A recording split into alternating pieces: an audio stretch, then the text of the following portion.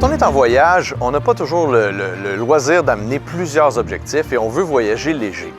Pour faire ça, il faut choisir une focale et idéalement, moi je vous conseillerais de choisir une focale fixe et de vous habituer avec cette focale fixe-là.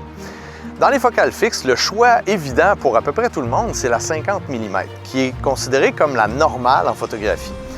La 50 mm, pourquoi on la considère comme la normale?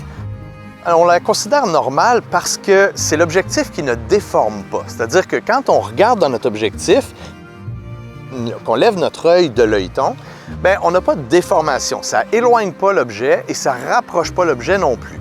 Donc, c'est ce qu'on appelle la focale normale. Maintenant, il y a d'autres focales qui sont beaucoup plus intéressantes, à mon avis, que la 50 mm.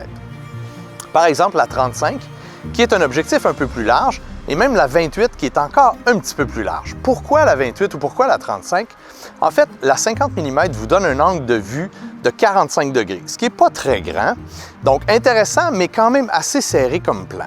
Si vous prenez une 35 mm, sur un plein cadre toujours, vous avez un champ de vision de 60 à 62 degrés, dépendamment des compagnies, ce qui nous donne quand même pas mal plus large et ce qui couvre ce qu'on appelle le champ de vision utile. Le champ de vision utile, c'est quoi? C'est la partie du champ de vision qui est le champ de vision humain d'environ 180 degrés, c'est-à-dire qu'on voit carrément d'un côté à l'autre de notre tête, mais les premières parties des angles de vue qu'on voit ne sont pas utiles, c'est-à-dire qu'on ne peut pas reconnaître des personnes ou être accroché par quelque chose qu'on voit dans ce champ de vision-là. Ce qui est dans le champ de vision utile, donc dans le 60 degrés qu'on a devant nous, c'est ce qui va nous interpeller, ce qui fait que quand on est en voyage, ce qu'on voit et qu'on trouve intéressant, que soit à l'intérieur, soit à l'extérieur ou n'importe où, c'est toujours à peu près ce qui est couvert par une 35.